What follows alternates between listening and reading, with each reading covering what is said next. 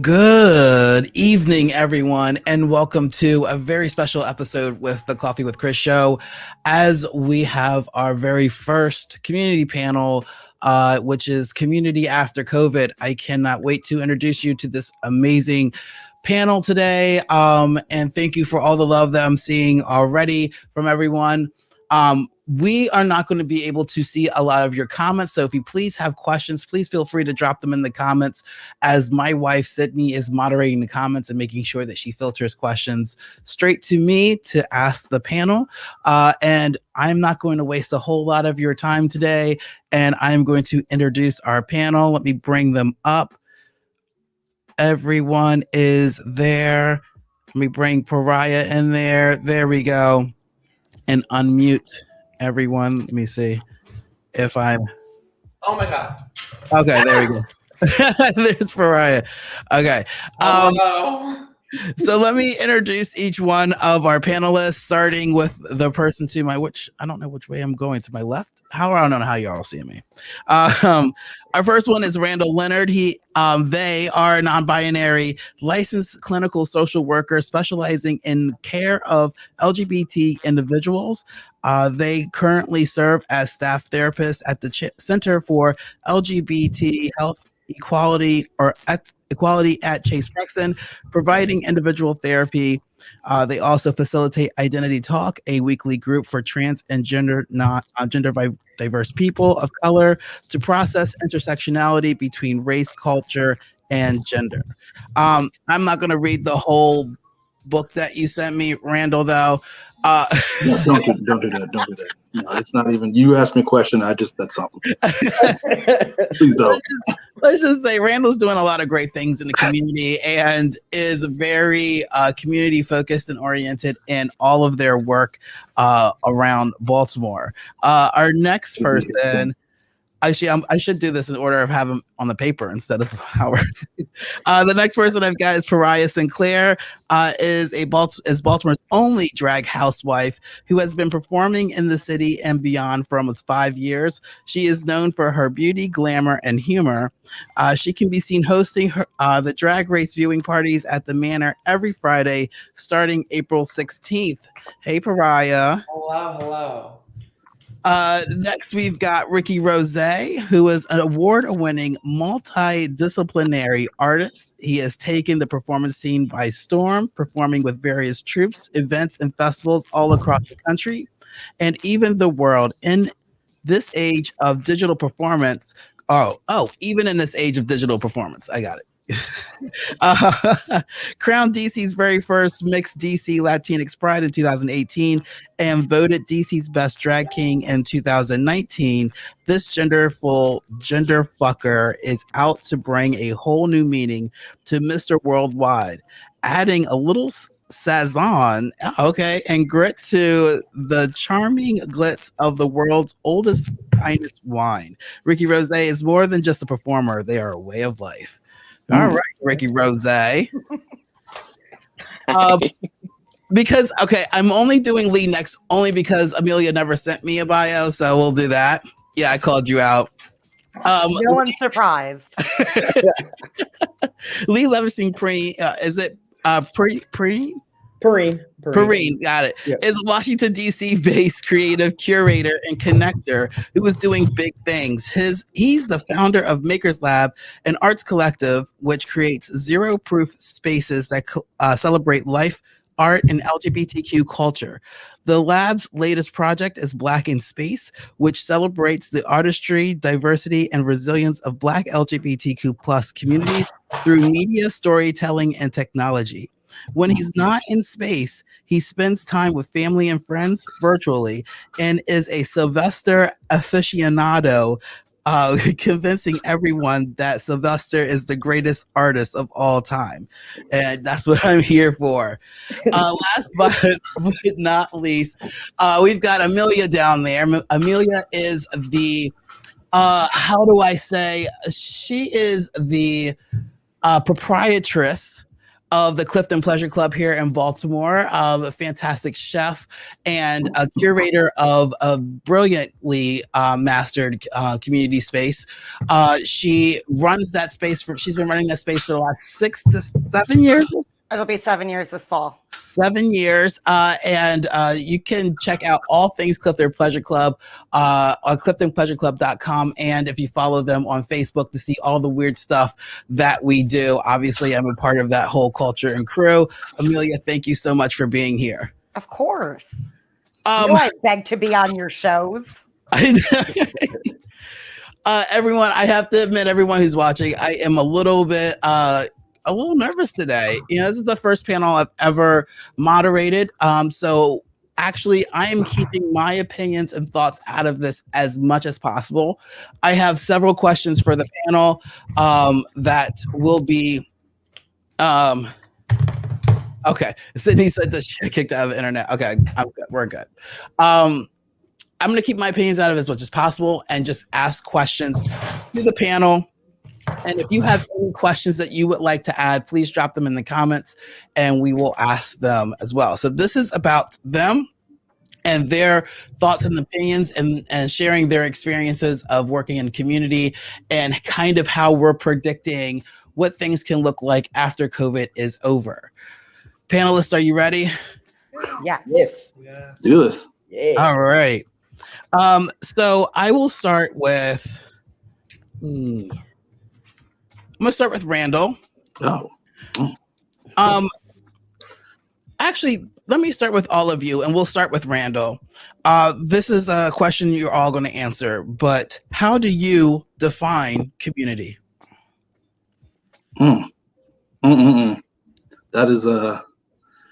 That's a great one because it's all encompassing and it takes on so many different aspects. Especially this week. With the Trans Week of Visibility, I've been called on and I can see the importance of those around me, those that have lived experiences, those that have shared experiences, those that are just understand just a little bit more about how to come together. One of the things that I've really been working with is this another amazing social worker. Her name is Shauna Murray Brown. And she really kind of focuses on rooted village cultivation. And what is a rooted village? Like, where can you root yourself? Where can you plant yourself in order to really feel seen, heard, and just respected in a way that you don't have to explain. There's just so many times where, you know, I may go to a doctor's office and just like have to explain my entire essence, history, all of my background and everything. And sometimes I just want to sit down with somebody who can just give me a look and just get it. Just get it. And I want to build with people like that too. I don't necessarily just want to have to explain all the time. And one of the things at Chase, especially with Identity Talk, is just being able to be in a room. I've learned so much from the people that I serve and from the that I created, you know, that I have been in healing space with. It's not just even about me, it's about sitting with others. And I've learned so much from healing with others too. So that's just a little bit about what community for me. Excellent. Ricky. Oh God, that was such a good answer. What? that really hit the head on the nail on the head, whatever that phrase is.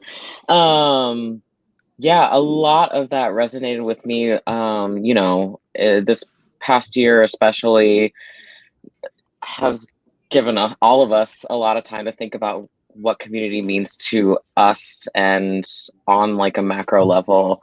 So yeah, I would have to say, like, on a macro level, it's, you know, a group of individuals in a space, but on a micro level, when you really like sit down and like break down what is community, it's a group of, you know, like-minded individuals who share the same thoughts, the same experiences. Really a lot of what you said, Randall, to be honest. But yeah, it's, when I think about community, or what I, you know, aspire a community to be, is like, yeah, we're somewhere where I and people that I care about and know and share experiences with can show up and be authentically ourselves, like 100% unapologetically ourselves, and not have to explain ourselves, not have to, you know, fight to be seen, heard.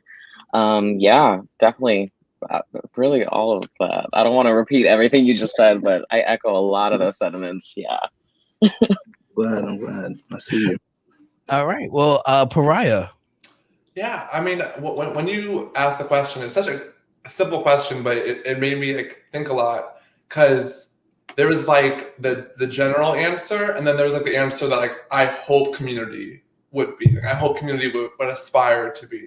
So like as Ricky said, like community at the base level is just like people in the same space, or in the same, like not even space, but in the same, like, I guess, thought group. I guess that could be like the same, like a community. But I would say, like, what I hope community would be like togetherness through similar experiences, similar identities, just similarities that go deeper than face level, basically. So yeah, and I would hope community can improve. I think communities are ever growing, ever changing. Yes. All right, and Lee. Yeah, I'll build on what everyone else is saying. You know, a group with like common interests and beliefs, but also just really this desire to feel connected. And I think that's been a big part of my work, is always being intentional and finding ways for people to be connected. And I think especially in, you know, these like COVIDian times, right? Finding ways for people to feel connected digitally has been really difficult at times, but really important and necessary. And then also realizing it's kind of stretched me in terms of the communities that I'm a part of, because yes, I'm a proud member of like the queer and trans communities, but I'm also a member of like sober communities and member, you know, and so what does it mean to be a member of different communities, and bringing my full self, to like Ricky's point, authentically to all those different communities. All right, Amelia. So what I think community is, you know, from the way that I see it, is a bunch of like other smaller connections that sort of like make up a tapestry that is the community. So like we did a brunch before a play party a couple years ago. We made like big long tables for brunch, and then with brown paper down on them. And then we somehow decided, people started making a map of like who they knew. And because it was a play party, like people they had played with, and then like, you know, it was queer. So then they had to color code it and make a key for like have played together, but like, you know, never kissed. And like everyone got to define what their own, like their relation to these people. And then like they branch out with like all of the colors, but then like this person would like know this person over here that you didn't even know they knew each other, and like that interconnected. And so for me, it's like one small friendship at a time, and how they're layered over all of the years of like hanging out in Baltimore and the DC area. I think that it's built on like people's personal interactions and friendships, and then how that all interconnects and layers over to form like a larger queer community and culture for this area. Well, all right. I mean, those were great answers.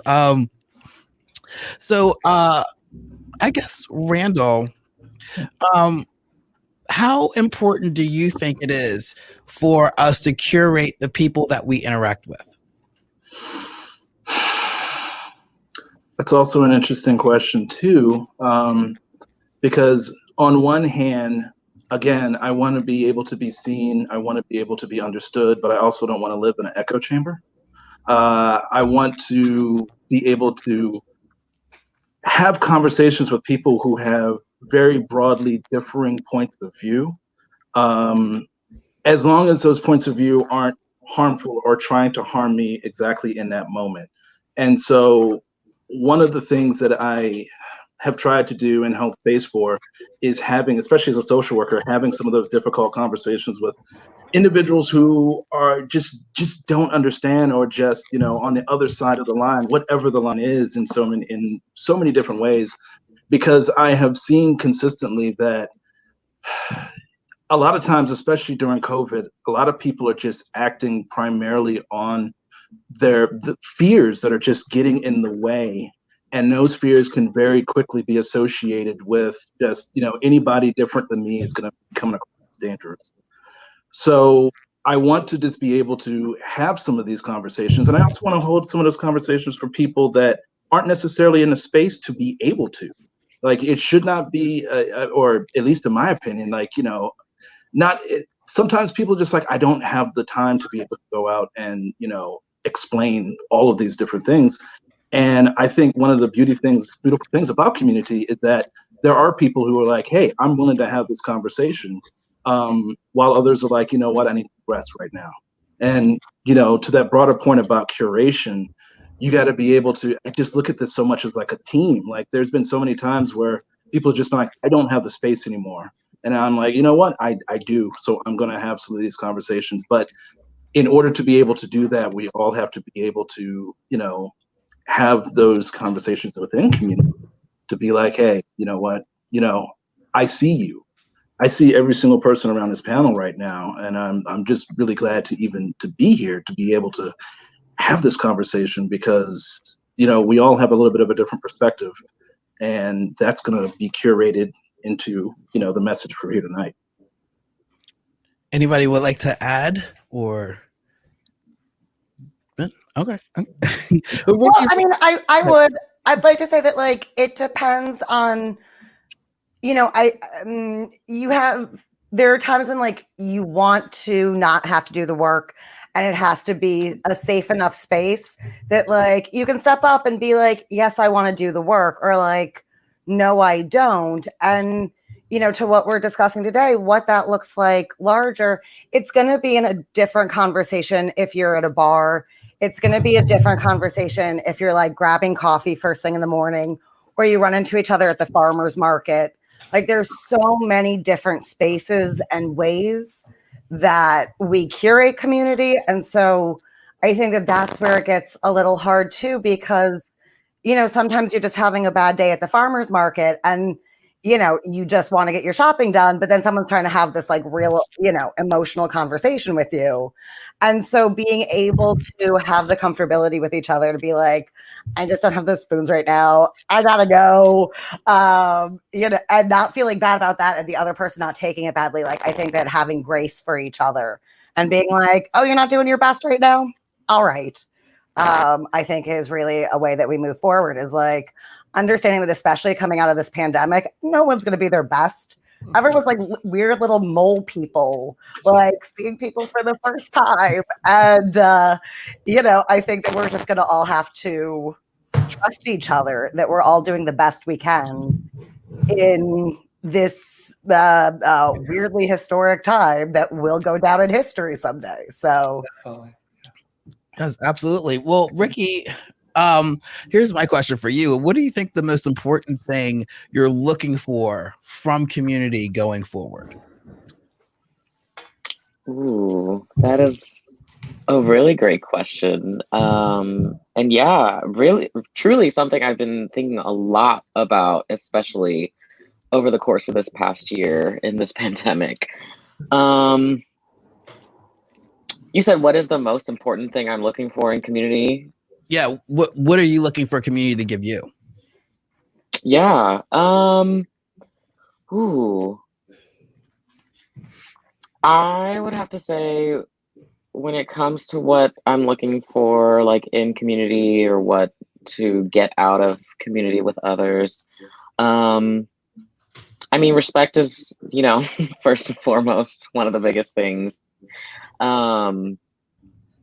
Because, I have a unique position along with like Pariah in that we're drag performers. So we play with gender identity, we play with performance, we play with performance art and makeup and,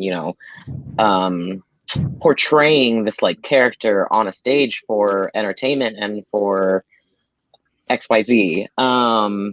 And, particularly in my, identity, I'm non-binary. And when it comes to my specific drag, I do like to play around with different like aspects of gender.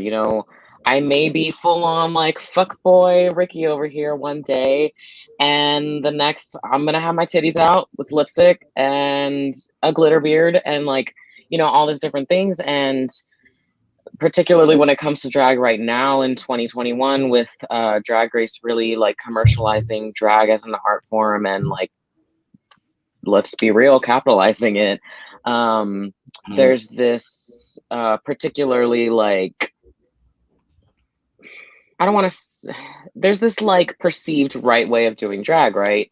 And when it comes to drag kings or even just AFAB performers, basically anybody who hasn't had the opportunity to have light shine on them on the show, there are no rules. What are the rules? And even for drag queens who subscribe to like really, that feminine illusion, which is great and beautiful and I love it. But even there, like what are the rules? And so particularly in this area, the DMV, there's like a lot of like stereotypes and things, this perceived notion of like the right way to do drag. And if you don't subscribe to those particular notions, then you're othered, you're kind of cast off to the side. And where I was trying to get with this is like, you don't have to understand my art form, but you do have to respect it, right? Because when I show up to a space, and I won't speak for anybody else, I'll speak for myself.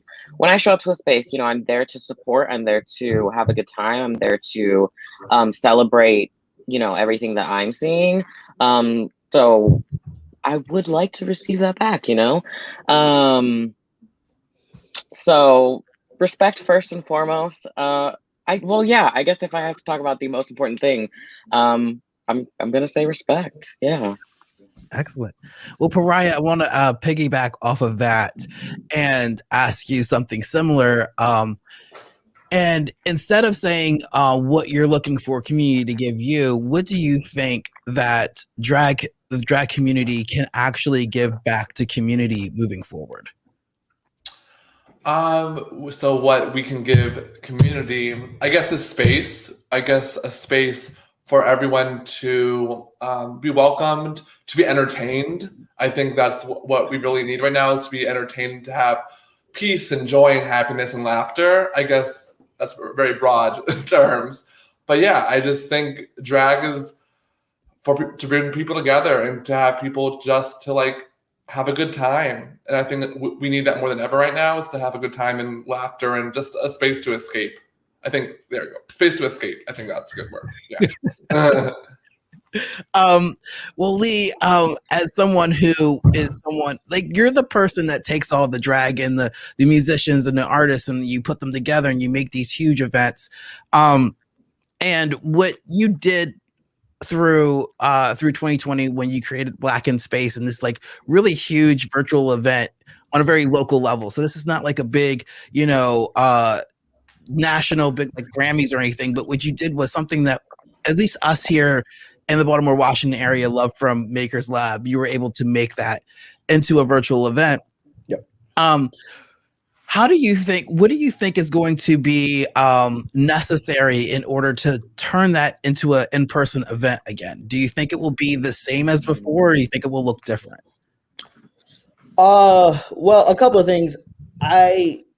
I wasn't actually planning. Obviously, none of us were planning to move into digital events, virtual events. We didn't have a choice, and so that's how we developed Black in Space. But I'm actually, in some ways, more passionate about digital events and video experiences because of the reach and possibility than I am about in-person experiences. And so for 2021, we're actually probably not going to do anything in person. We're going to find a way to keep creating content and find ways to connect with like other Black, queer, and trans folks around the world, right? So to your point, when we started, it was very much about like, the DMV area and Baltimore, but now we really want people all over the world to basically like get on the mothership with us and be a part of this experience. And so for 2021, like, I'm here at like Mission Control.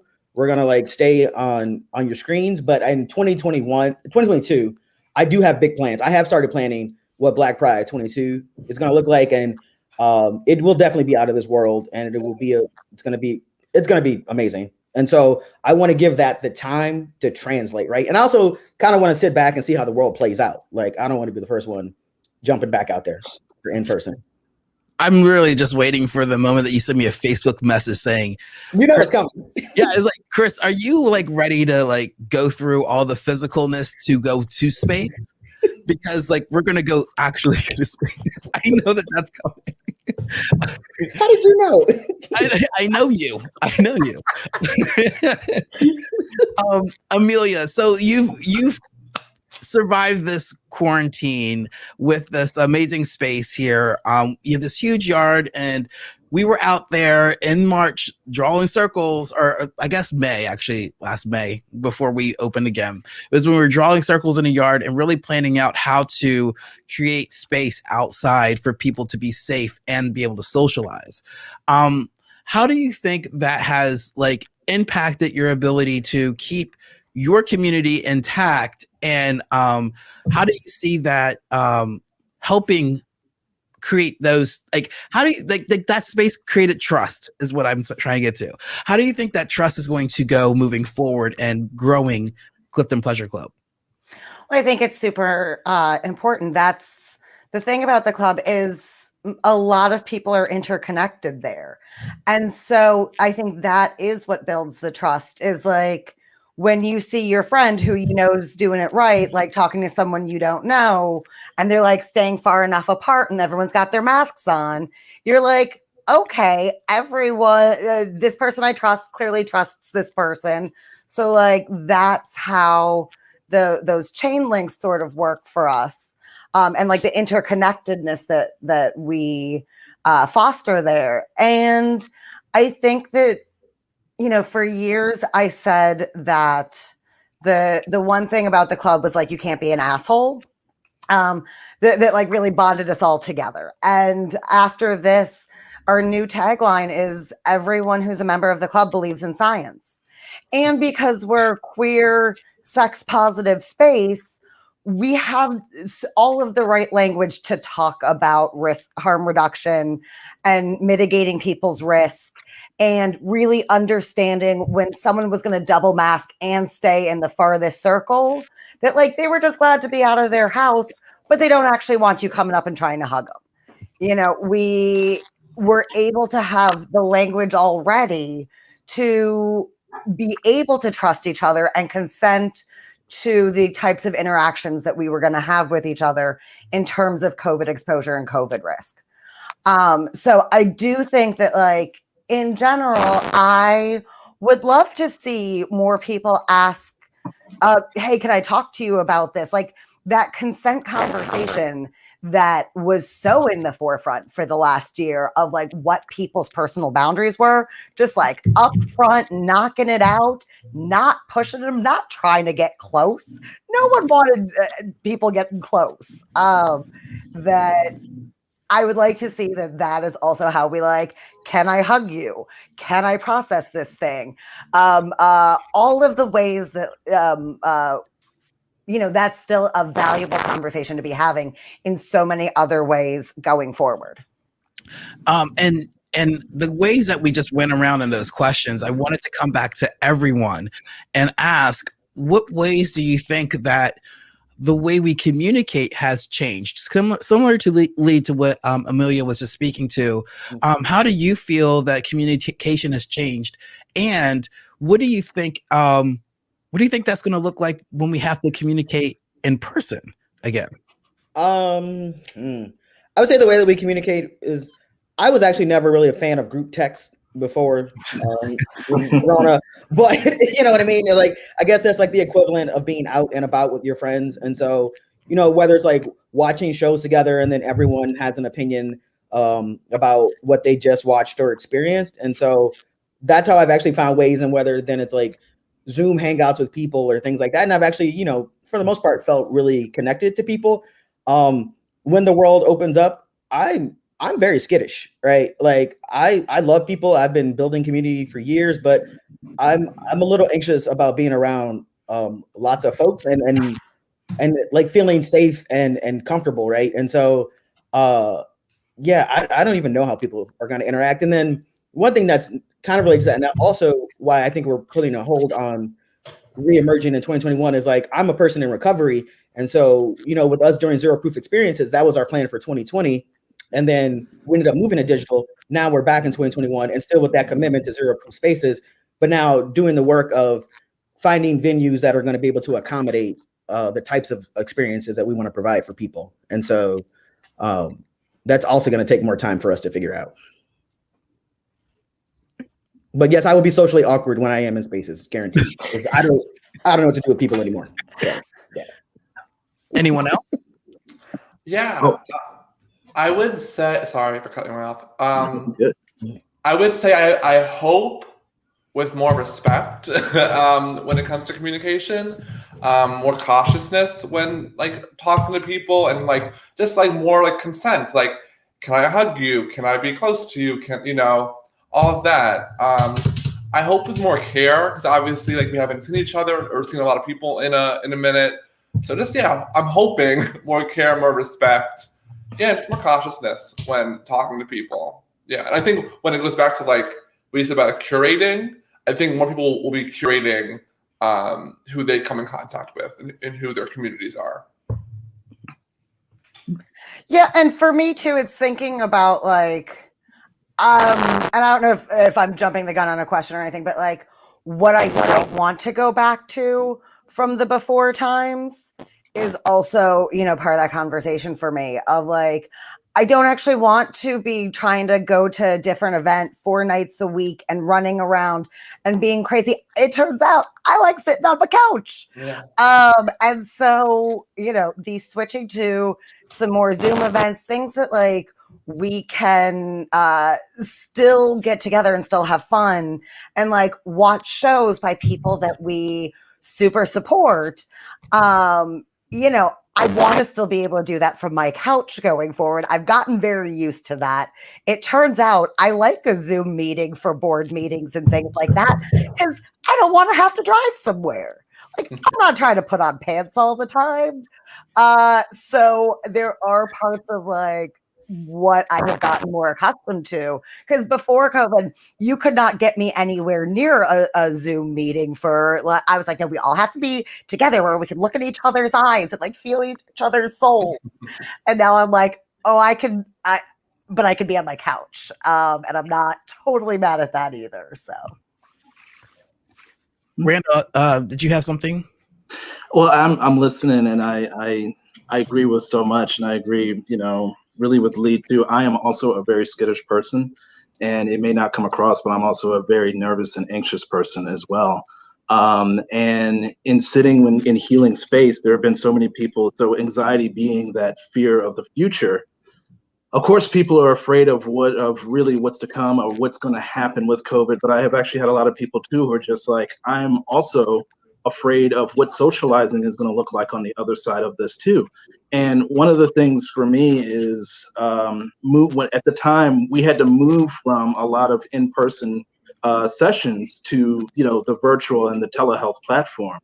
And for me, I do a lot of energy work. There's something about coming into a space with somebody else and sharing that energy and just letting people know that, as part of that healing experience. And it changed very quickly to how would we have that same energy experience, or how do we have sharing that energy, but now doing it virtually or over a telehealth platform. And for a lot of people, it was a stark difference. And I've had people at first who were just like, I can't wait for when we come back. However, there's also so much healing for somebody sitting in their own space that they feel comfortable with, that they cultivated themselves, and inviting somebody in to have a conversation with them that they found to be really powerful. And I know for myself, I know we have, drag royalty here. Seeing for me because I'm still baby trans, I'm still doing a lot of figuring out what it means to be a non-binary person in this body. Seeing a lot of drag royalty come out and just be so confident in their stand actually was really helpful for me as an anxious person too. And so that's something that I want to see going forward too. When Ricky was talking about respect, it's just like, yeah, how can I assist with that respect? How can I support community in so many ways as we're moving forward? And again, just like figuring out exactly like what Amelia's point is too. What do we not want to go back to as well? Well, Randall, let me ask you this. How can people show compassion to others who are experiencing depression and social anxiety out and about? I know that there may be times where there are people who don't realize that they may be depressed or have social anxiety. How can we be compassionate to one another, even when that thing is not labeled? See, and that, yeah, I get you, because that's a loaded question.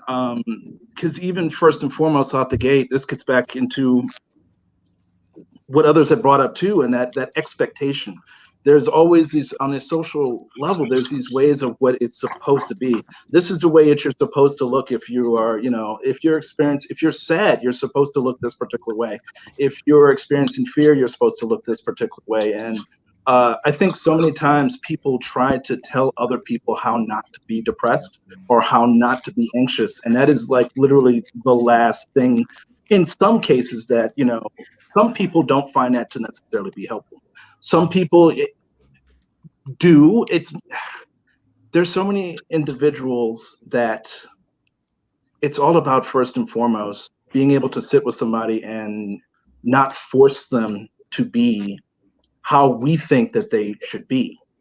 And it brings it back to that individuality. Oftentimes I'm just having a conversation with people and saying, no, it's absolutely okay. It is absolutely okay how you show up. And I'm also having a lot of conversations with people on what emotions actually are. And it's perfectly okay to have a series of emotions, even if they're uncomfortable. And I think, showing emotions in a way, or just being comfortable with being yourself, much like what I was talking about with drag royalty, is one of the first steps to really just, empathizing. Empathy has a way of creating connection, and sympathy oftentimes has a way of creating disconnection. This is why when somebody passes on, I oftentimes don't say something along the lines of sorry for your loss, because I was talking with somebody once and they said, I've heard sorry for your loss so many times that it actually is starting to kind of irk me. So I will, even just sit with a person, or just like, how can I support you? Or just something a little bit different, something a little bit more individualistic to me, something that is authentic to me, as that first step of just being like, hey, it's okay. Excellent, man. And I will say that, like, my experience at the club is that we give a lot more space to people when they're struggling with depression than anxiety. Most of the interpersonal problems that I've witnessed of like, I don't like this person, they rub me wrong. What I see is that person is just socially anxious. And so they're talking too loud, or they're trying to explain too much, or like, I think that we culturally are more equipped to recognize and have compassion for depression than we do for social anxiety when we're out in community spaces. I think that that actually rubs people real wrong sometimes. And that's the thing that I'd like to see us be able to recognize and have compassion for, that usually that thing is kind of just their way of dealing with anxiety. Even if it's like, yeah, I've heard that story like 5 times, you know, like all the ways that the anxiety shows up when you're in a setting can be very different than depression. Yes. Okay. I totally agree with that. Yeah. So Pariah. Yeah. Yes.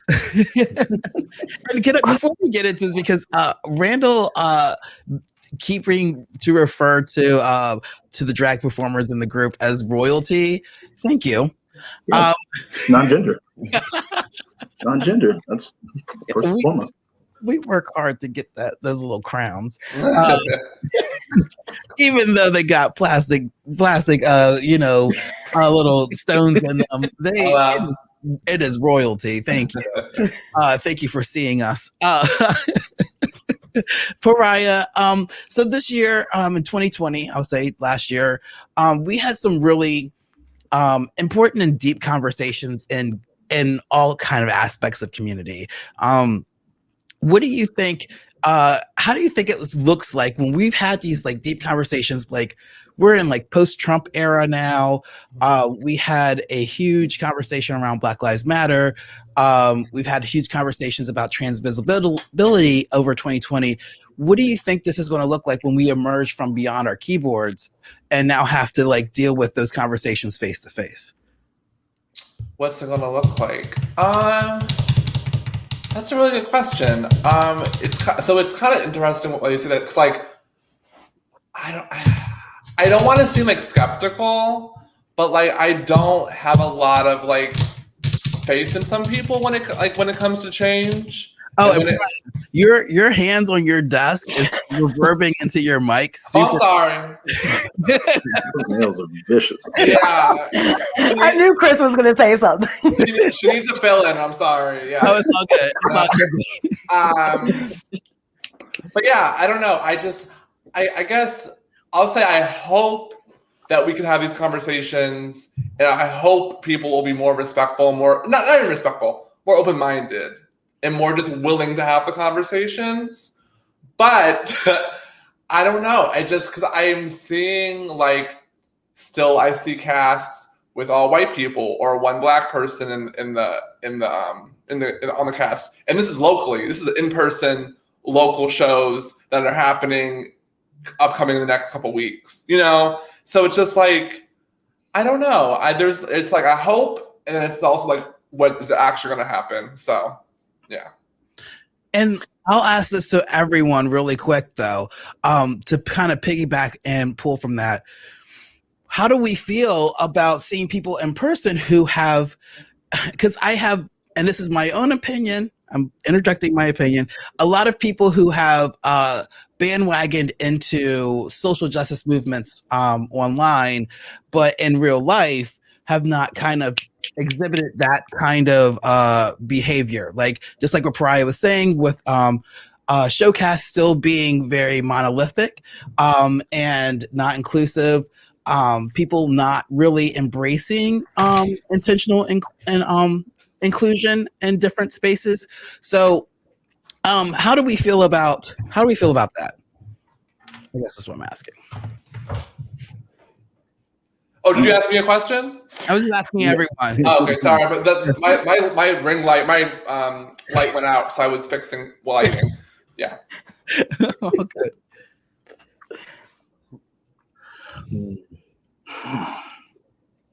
I mean, I feel like in some ways, however they got here, I don't care, so long as they're willing to have the conversation. And for me at the club personally, like, you know, we're a space that is set up around having dinners with people. Like our food sales are like 2/3 of our budget, and like the bar is only 1/3. So we're very food heavy. And I don't expect people to be perfect when they show up, but I do expect people to like, I'm glad that they got there. I'm glad that they found it through online. But now that has to continue to be a conversation that is just naturally had. You know, we talk about politics at the club, eating dinner all of the time. And so I think people are a little less defensive when like you're sitting around a table together. And I think that like just continuing to talk about it in like, of course we are sort of way, however they got there, however they bandwagoned on, you know, I do expect them to keep doing better now. And I think that that's just going to be like a normalization of like, yep, this is what we talk about. I think too, and this gets to Pariah's point. I liked how, Pariah, I like how you were saying hope, because one of the things that I say pretty often is that two emotions that are really capable of long-term future orientation or looking out in the future are joy and fear. And so when you're really thinking about like, you know, what is it that's going to come 2 years down the road, you're either going to, you know, be like Lee and, you know, coming from that place of joy, I'm already making these plans for the future, or it's going to be like, you know, absolute fear, and because these emotions, they want to protect us. They want to be able to make sure that we remain safe. And when I put up my picture on the Trans Day of Visibility, I did it because I did it for my siblings. I want people to be able to see this and be like, yes, you know, like to be visible again for those individuals that are there, and also for those individuals who can't be visible. And in that moment, I started seeing a lot of individuals commenting on my picture, and some of them were people who I never thought, in my years of experience, cisgender people who I never thought would ever have even said anything, or just using the trans flag. And it was wonderful on one hand, and I actually was just like, oh wow, that actually, ooh, I like that this person sees me. And on the other hand, there's been a lot of people who have been very performative, consistently performative, and have been for years just over and over and over and asking for space and being like, hey, I want to do the right thing. And what while not actually doing the right thing, or while not actually, you know, seeing people. And I know that oppression, I mean, as a social worker, oppression will evolve itself to be able to continue doing what it does. And a part of me, I have that joy of being like, hey, you know what? People are capable of change. I see it all the time in healing space. But I also have that anxiety of seeing pretty consistently how supremacy and how oppression has evolved itself in a way to, sometimes it's just like, yeah, we accept you, now do all of this work that, you know, so I don't have to, as a way of also keeping us down. So joy and anxiety both talk to me in response to that question. And Chris, can I just say something to that too? Because, you know, I haven't experienced a lot of performative people. When the world opens up, people understanding that, and I curate a variety of spaces, but some spaces will be specifically for Black people, right? And that understanding, like, I don't need to explain why I curated the space that way. I don't have to explain why the space is necessary. And folks realizing that we need those spaces just as much. And then other spaces, people can have the conversations and the unpacking and the unlearning that they need to do. But for me, sometimes to be joyous, I just need to be in a community where I'm going to feel safe. And again, they'll have those commonalities, right? And so people preparing themselves for that when the world opens up, and not the foolishness and the comments are going to come with that as well. So, wow, you just went right into the question, Lee. Yes. Oh, I mean, really, it was perfect. Gold star. It was like, I was like, were you reading my mind? Well, we've been friends for a little bit. Can I add on to that before we go to the next question? Go ahead, Pariah. I was gonna say, I really like to piggyback off of that as well. Yeah. Go ahead, yeah. Yeah, I just think like those events like Black Lives Matter and the Trump era and all of that, that those events aren't going to change people. People have to do the work. Like people have to have to work to be anti-racist. People have to work to, you know, fix themselves and grow and stuff. So like whatever that means. And even if you think you are like anti-racist, like you can't just, you know, just sit there and, you know, I am anti-racist. You have to work to be it. And that can go to any other thing that you're trying to be. So yeah, I would really, really love to piggyback off of what Lee said. I appreciate that a lot. You know, as someone who's been doing a lot of work since really like entering on the scene, because of XYZ things that I was told when starting, I gotta be honest, I have to say I'm a little disillusioned at this point right now, at least at this moment. Because, you know, I've been blocked, deleted, blacklisted by, you know, XYZ people that I've, you know, tried reaching across the aisle, so they say.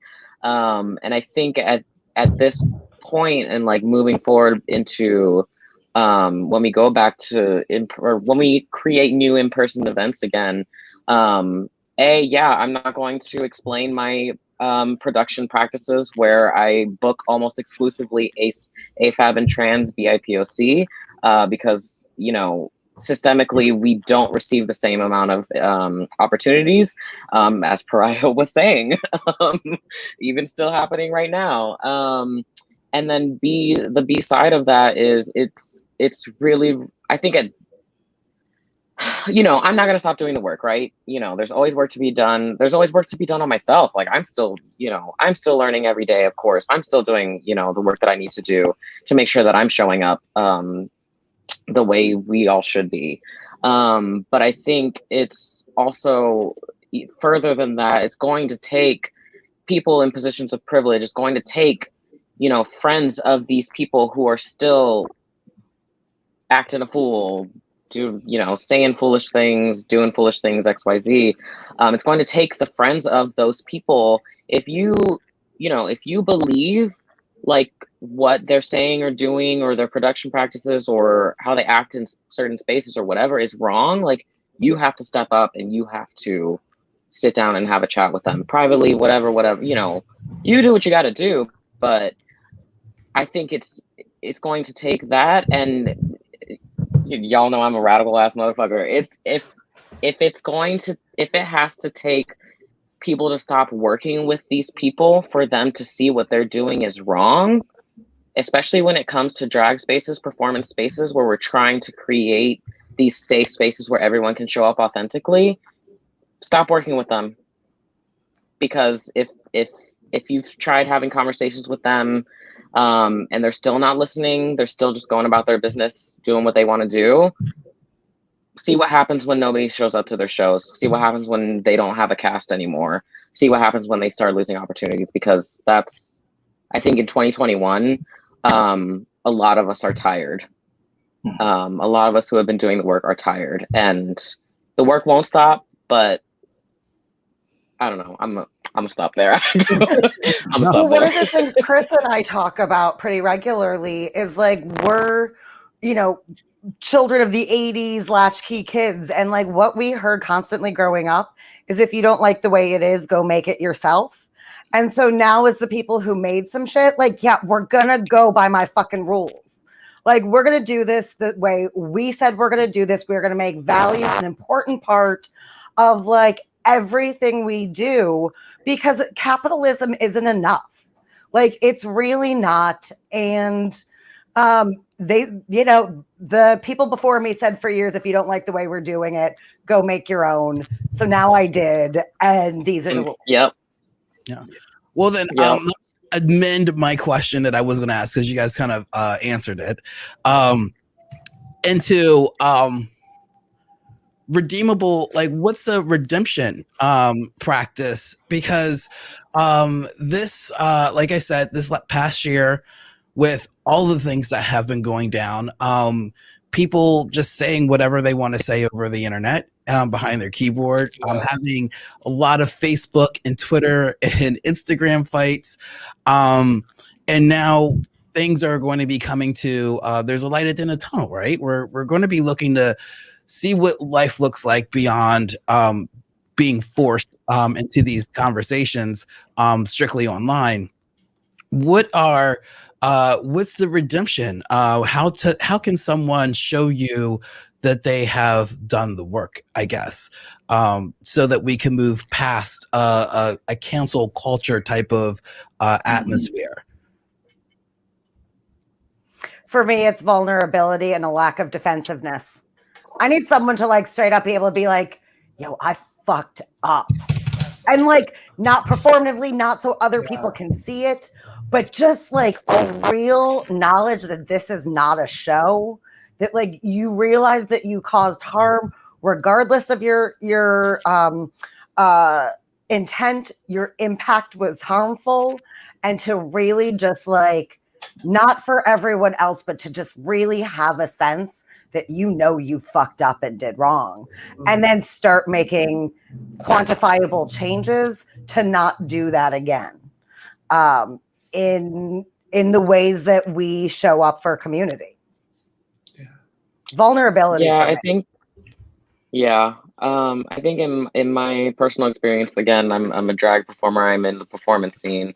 I've seen, even in this age of digital performance, I've seen a lot of producers who have track records of being racist, transphobic, XYZ, harmful behaviors, magically just start booking people of those marginalized communities who they once, wouldn't.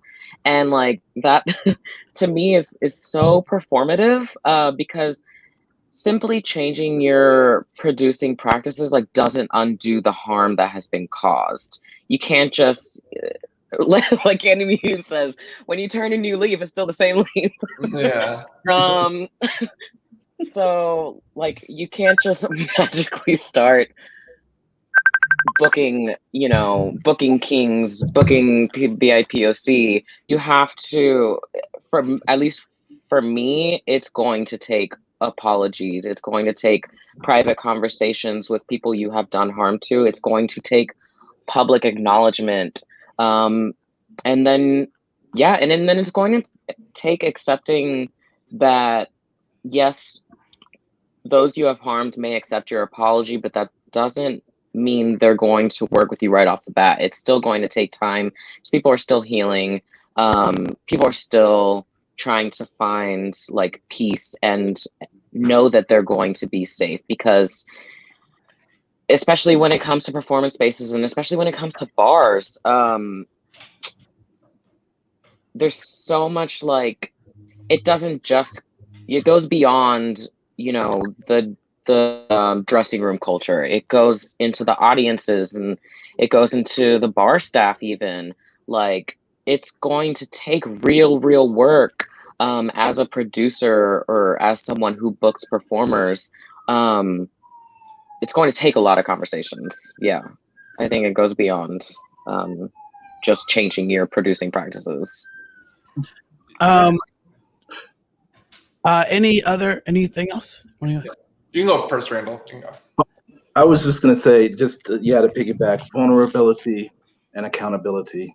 Vulnerability and accountability. And accountability, I was just talking about this today, is really get into that aspect, just like what was said too about, hey, we are fallible, we are going to make mistakes. And it's not about just doubling down and just continuing to cause that harm, but just being able to go full stop and be like, yeah, I fucked up. I made a mistake. I literally just, and sometimes what that means is you may have to take a step back. You may have to give up that tier that you're on in order to be able to, take a little bit of a step down and let yourself heal and also the people that you harmed heal.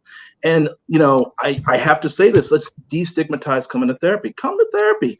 I have literally created healing spaces where, I do not judge anybody that comes in and has a conversation with me. I do not judge. And oftentimes it's just like, I need to just come to a space where just get all of this off my chest in order to be able to make a turn. Because if you're just piling more and more and more, you're starting in that basement and you're already starting with some bias, and you're always starting with all the isms that, you know, that have been just placed on us, you know, throughout living, and you're just building upon that foundation. At some point, it's just, you're not even going to know how to move. And so coming in, having some of those conversations with somebody who doesn't judge you, and healing in that spaces, and being able to be vulnerable with yourself to be like, yeah, wait a minute, I messed up and I want to make a turn. Excellent. Yeah. Pariah. Yeah, I agree with all of that, because I mean, obviously I am a cis white guy, so I can only imagine as a person of color or someone from a marginalized community to kind of see what's to figure out what's performative and what's not performative. I don't I guess in some instances I do have to figure that out, but not as much as other people. So I think as someone that is like of of the hierarchy, or of I guess someone who was done wrong, and trying to make peace with that, I think it would be vulnerability and just being accepting of whatever happens, like being accepting of, oh, I might not get this gig, oh, I might not work with these people again, that's fine, just being accepting to all the repercussions that may happen in the future. Because it's like because of course with when you make an error, when you make a mistake, when you do something, there is a repercussion. But if you're not accepting that repercussion, there's no work, there's nothing happening. There's no growth happening if you're not accepting of the repercussions of your actions. So, can I just one thing to Ricky real quick? Back when you were talking about producers that were like problematic, and then they go out and they like revamp their cast, like it's also so capitalist, because like wokeness is bankable these days, and so everyone wants to do the sheen of it on top so that they can like market themselves in this way without having any actual anything behind it. Like it's just a sales gimmick in many ways. And I do think that we, are sold so many things that like, I think we have a pretty good sense of spotting it. But I do think that a lot of those problematic producers just want to capitalize off of being woke without actually doing anything about it. Yeah, and did you just say wokeness is bankable? I did say that, yeah. No, it is, yeah. or people think it is, yeah. It's a sales gimmick, and at the end of the day, it's unsafe because you're those who do that for their own image are then putting those marginalized performers in an unsafe situation because, again, you haven't done the background work to talk to the bar staff or the space staff, wherever it may be, or the audience to prep them or to, make sure that everybody's on board in supporting this marginalized performer or person. And then in turn, these people treat them like crap, surpass consent things, like, again, speaking from my own experience, touching my chest or trying to see what's in my pants or whatever, and like different like things that are unsafe. So not only is it totally fake and totally just a gimmick, but it's unsafe.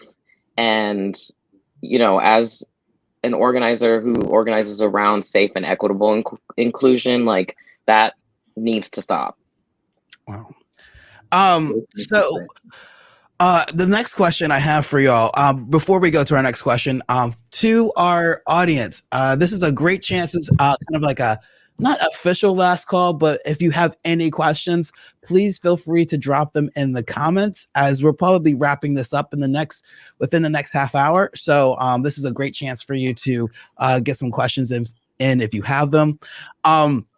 So my next question to all of you is, what is something that that you felt like needed a bigger voice before COVID that you feel like should happen now that we've kind of come through all of this? What is something that you've experienced? I know you've touched on it a little bit, but what is something, a very specific thing that you're like, look, we kept swiping this under the rug. When we come back out, like, we need to address this thing.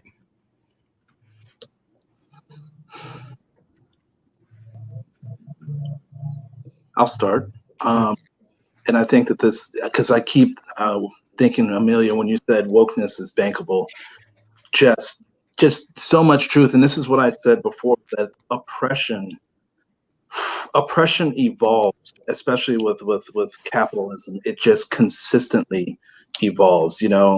When I said destigmatize therapy, which is kind of the point that I wanted to make to the question, this whole concept that in order to be in therapy you must be sick, but also because of capitalism, oftentimes therapy is at a price tier that a lot of people don't necessarily have access to. So it's like that mixed message that is always coming through.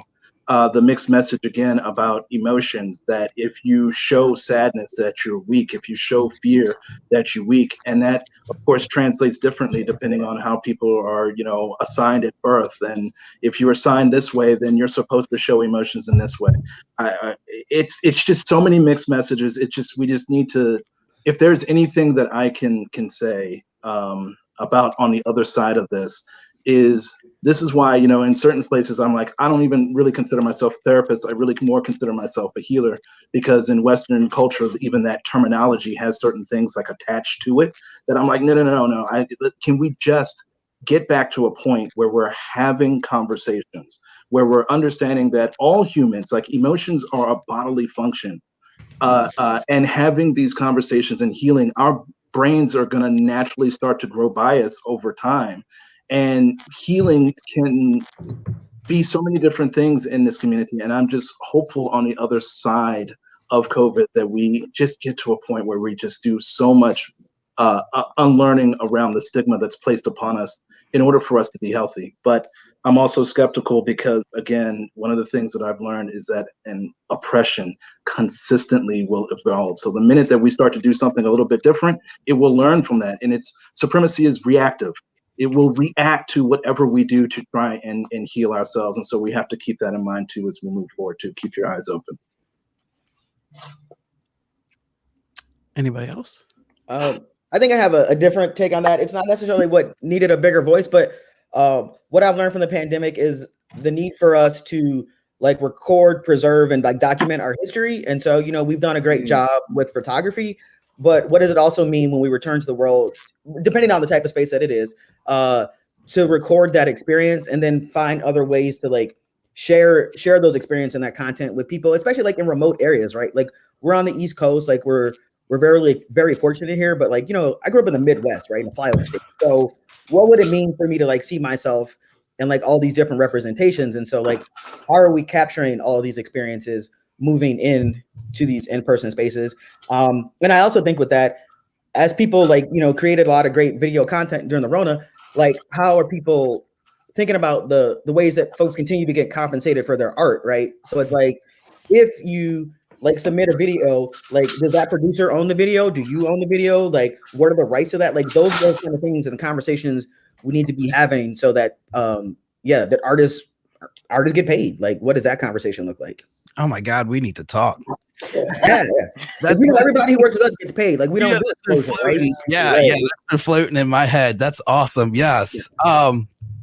Anyone else before I go to? Yeah, for me, I want to do less events and I want to do higher quality events. I want to stop with the burnout.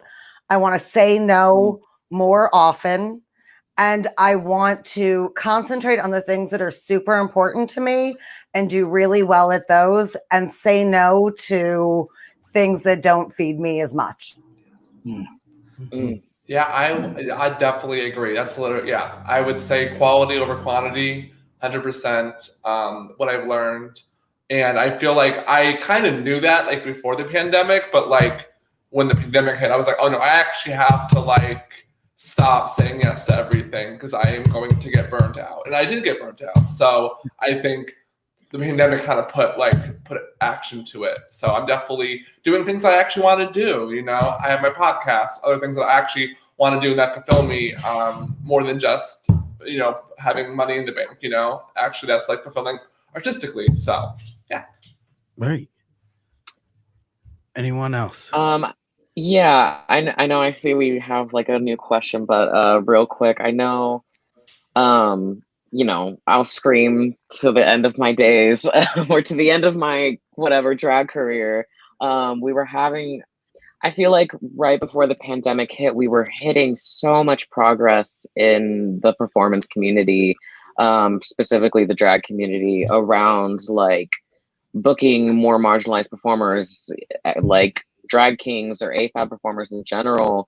Because, you know, in DC and Baltimore, you know, it's DC's chocolate city historically. Like, we have no shortage of BIPOC.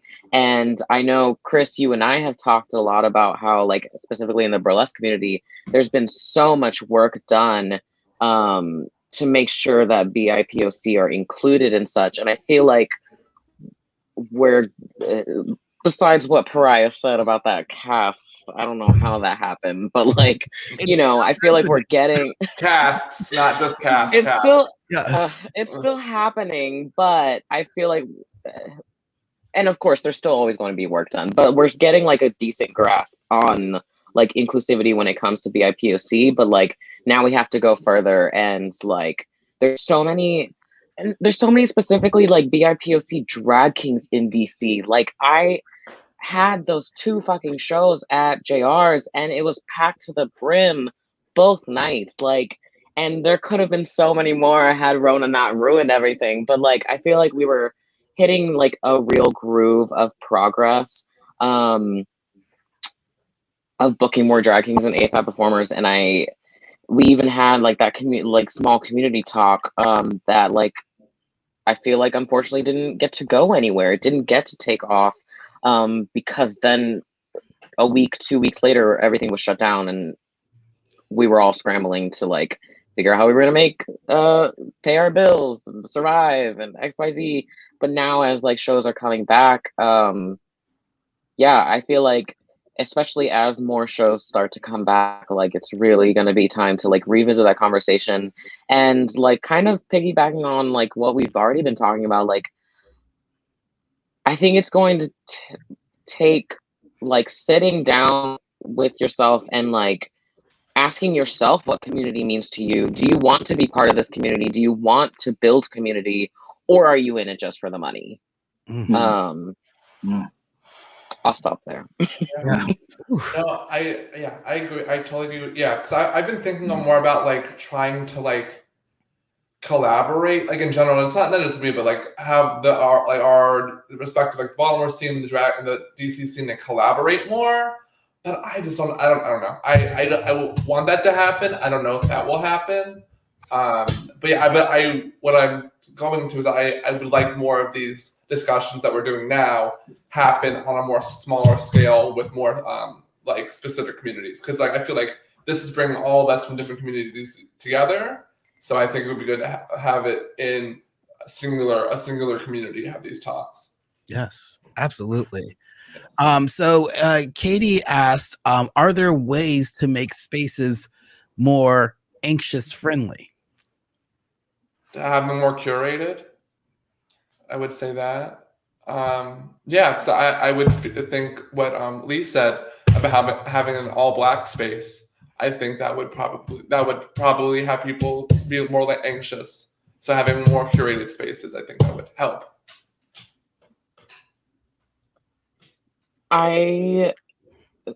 As someone, you know, newly in recovery themselves, you know, I'm 3 months sober now. I would love to see more sober spaces. Lee, like, I love what you've been creating. I've only had a glimpse of your journey through social media, but like, it's been super inspiring and like really, really awesome to see what you're doing.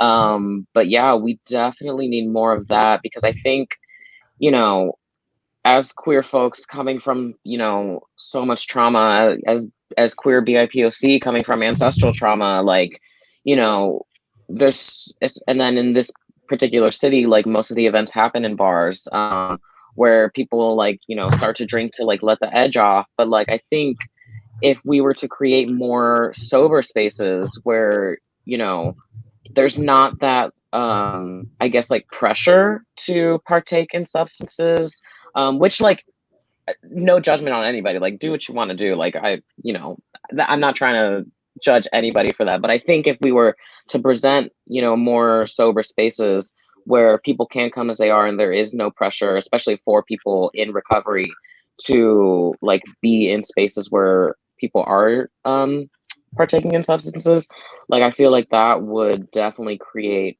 more of a like sense of community, and like people can come as they are and show up authentically. Because I don't know. Started rambling. To Ricky's point, like, and in those, like, one, definitely like curating sober spaces. So Ricky, I'll be reaching out so we can collab on some stuff. But also with that, like, is it that we need to have like icebreakers so people can come early who are a little bit more anxious so they can feel comfortable with the space, like taking the time to really curate the space so that, or like you have an introverts corner, like what does that look like? And so like slowing down to really curate spaces that like where people can feel comfortable and also just learn how to socialize, right? And if you are awkward, because I say a lot of stuff, I'm like, oh shit, what did I just say? Right? How do you recover from that and still be present, or and still like make the best of that experience so that you'll want to return to that space? So for me, I mean, that's literally been my business. I mean, I would say that the vast majority of our club members are socially anxious, and things that have worked for us: board games, coloring books, multiple rooms with multiple dark corners. So if you just want to sit in the corner and look at people, you can. Places to sit down, so you don't have to stand and not know what to do with your hands. Fire pits and things that are nature related. I hanging out in the kitchen if the bar's too much. Like, we really have curated so many ways for people to be able to come out. And, to your point, we have, there's always a fancy mocktail that is the virgin, the non-alcoholic version of whatever our cocktail is. Like, we really, the club that, Chris and I have been working so hard on really wants there to be enough space for everyone to do what they need to do to be comfortable while still all in the same fence line. Like, some people want one experience, some people want a different experience, and luckily we can provide space for both. Yeah. And just to add into that, because I'm just so proud of our space, is that we had a whole like party last weekend and someone showed up and decided they were just going to sharpen knives the whole time. Someone also put on their headphones and was like reading from their iPod or iPad, while they were eating. Oh my God, it was fan fiction. Fan fiction in particular. Their headphones on, reading fan fiction on their phone, looking at everyone else moving around. Yeah. Yeah. I love that space so much for that. And real quick, we have one more question here.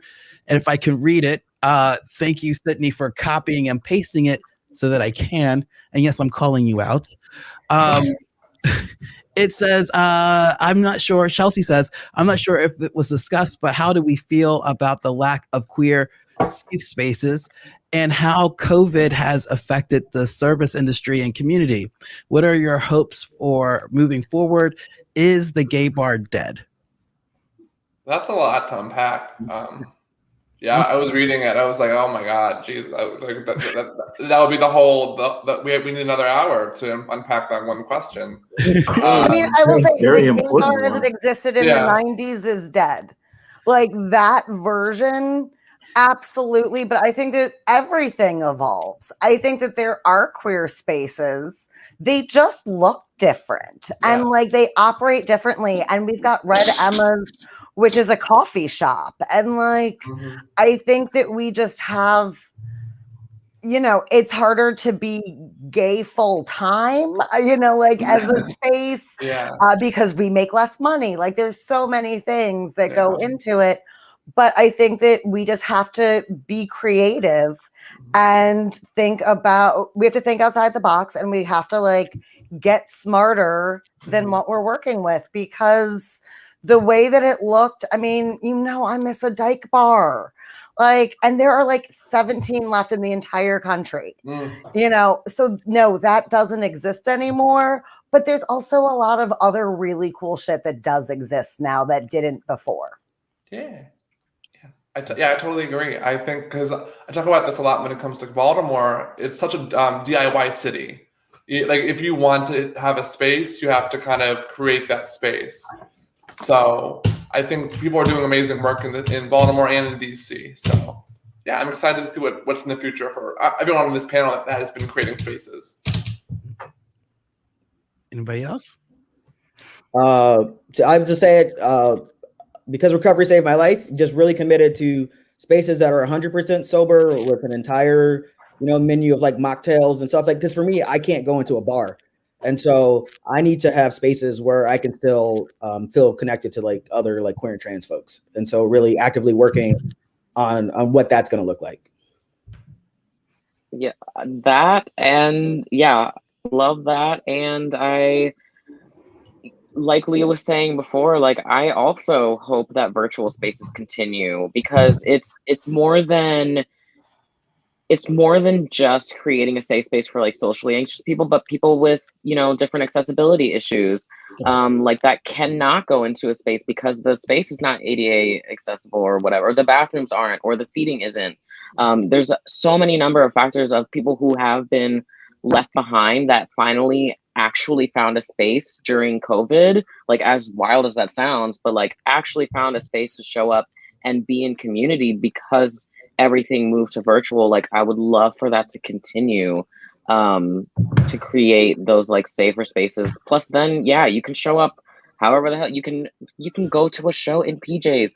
You don't have to worry about, you can drink water all night, you can drink juice all night, you can show up 100% as you are and still be in community, building community, celebrating, supporting others, having a good old time. Yeah, so like I hope that moving forward, queer spaces evolve, continuously, to be more inclusive, but I also really, really hope that virtual spaces continue. All right. Randall, Yeah, I was just gonna say, I just completely agree, and I had a thought, and it just like completely just went right out of my head. But see, that was it. See, that's the thing too, is that there's safety and familiarity, and so for so long things have just been the same, and COVID really kind of uprooted a lot of that. And so, yeah, this is now the time where we can, change and look at things a little bit different. There were some people that were saying, like, now that it's, how do we go ahead? It's important to those historical bars, those historical spaces are also important. But also, as we're moving forward, how can we, create new spaces that can be also COVID friendly, and also because as we're moving forward, the possibility of other situations, pandemics, and that creating space that is not necessarily going to create cracks within the community, and also keeping us all together. And in listening to what everybody is saying, it also reminds me too about how we oftentimes have hierarchies that kind of splits us and fragments us as well. I love the fact that, somebody can come and just chill in the kitchen versus, per se, if it's, or just chill in a dark corner somewhere and don't necessarily have to be on some gear of like, and I think that's what also, helps with it, with anxiety too. Just being like, come as you are, and you're going to be this level of equal versus just feeling like, lesser than in some of these spaces as well. All right. And one final kind of your last thoughts before we end this, which is like, what is your advice to, as you all are community and space curators, what is your thoughts and advice to those who are coming into your spaces? What was the way I want to word this? Like, what's the advice you would give these people who have not left their house? And there's some people who still have not left their house in about a year. So like those people who are coming back out or who are looking for community, what's your final thoughts to those people who are looking for you guys for guidance?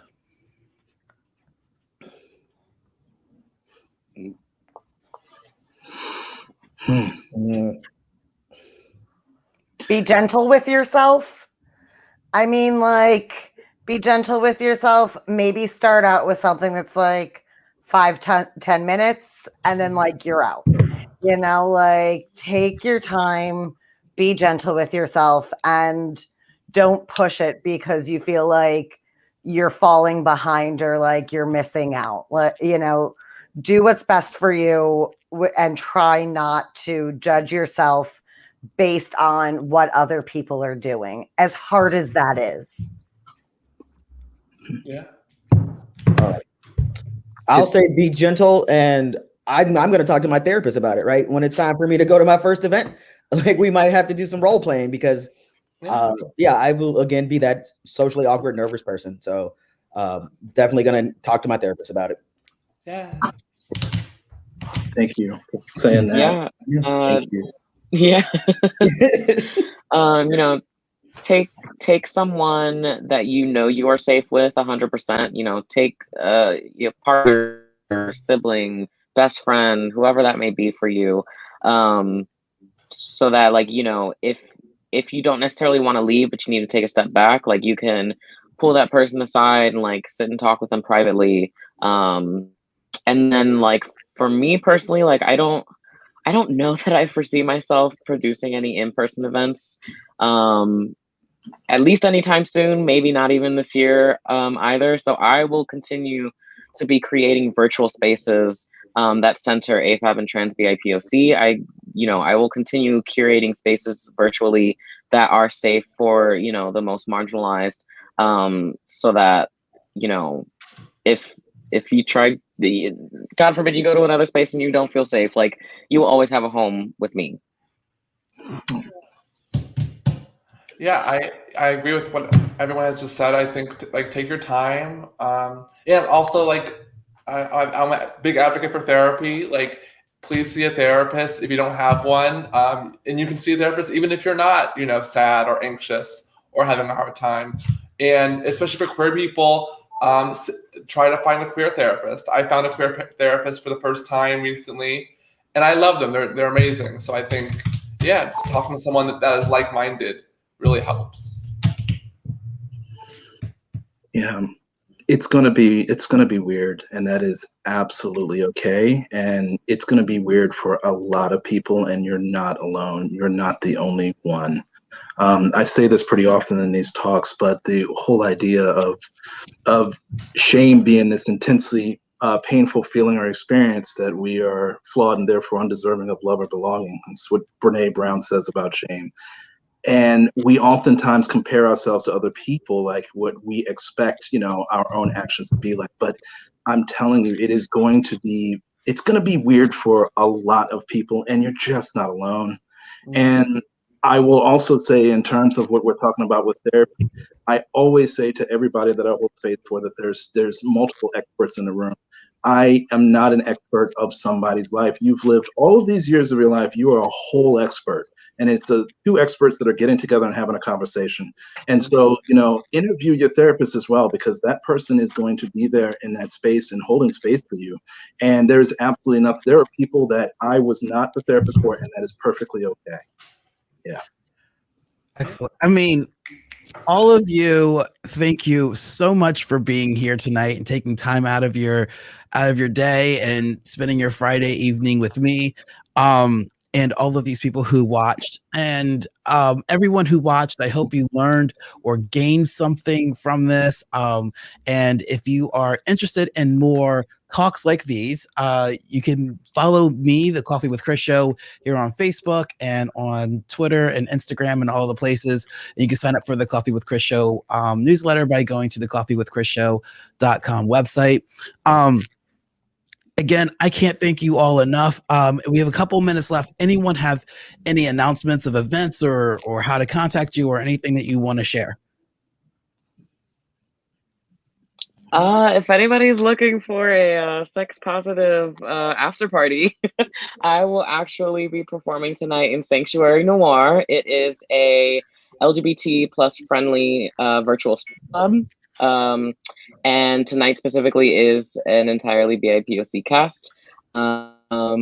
So you can look up sanctuarynoir.eventbrite.com for tickets. And follow me on Instagram, y'all, please. I'll just say follow Makers Lab. We have some really big announcements coming up in May. We're not doing any events, but we have 4 or 5 big announcements next month. So Yeah.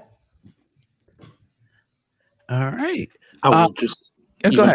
real quick. I saw Kate was also part of this wonderful conversation too in the comments. But the Center for Health Equity, the Center for LGBT Health Equity at Chase Brexton is a place where we are looking to be able to hold space for people, and also another wonderful queer space is Han Therapy and Counseling, another place where very affirmative and has many people there that are willing to help you hold space. So yeah.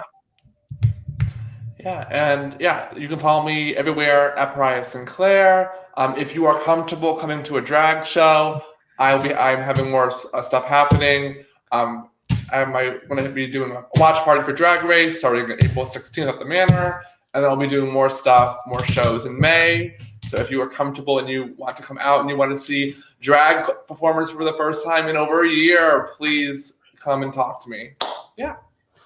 And I'm gonna practice real quick. Pariah, can you tell people about your podcast? Yeah, if you want to hear me talk shit, we need to talk. Yeah, Chris was on it. We talked a lot of shit. It was great. So yeah, if you want to hear me, I have an episode every week, every Wednesday. We need to talk. That's on my link on my website, pariahsinclair.com. But yeah, I have great guests that I love. I have you. I had Jabari Lyles from the mayor's office. I had this coming week, I have Rich Rocket, who has amazing clothing. Y'all need to look up Vintage Thrivals. Vintage Thrivals. Yeah, he has amazing line. But yeah. And I'm over at the Clifton Pleasure Club, which our website is cliftonpleasureclub.com. And you can also find us on Facebook and Instagram.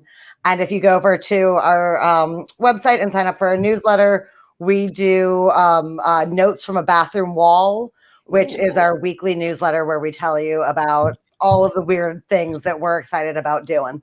That's a good podcast name. That really is a really good podcast name. Yeah. It's our newsletter, and also our bathrooms are amazing. So that is why. Yeah, that's cool. Again, thank you all for being here and doing this. I definitely took a lot away from this conversation, and I hope everyone watching did as well. Make sure you tune in to Coffee with Chris show. I'll be back on Monday, actually, with Amelia. And I can't wait to see y'all Monday morning and get back to our weekly schedule. So until then, everyone have a fantastic weekend, and I'll see you next week. Bye, everyone. thank you.